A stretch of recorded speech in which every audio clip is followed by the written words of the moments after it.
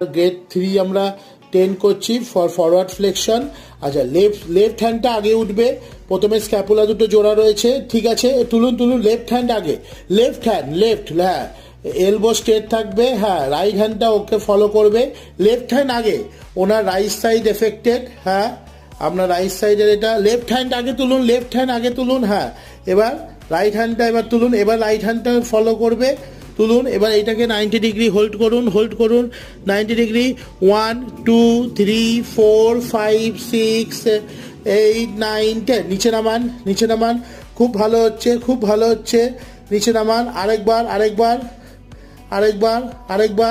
হ্যাঁ, আরেকবার তুলুন, হ্যাঁ হ্যাঁ হ্যাঁ, তুলুন, নিয়ে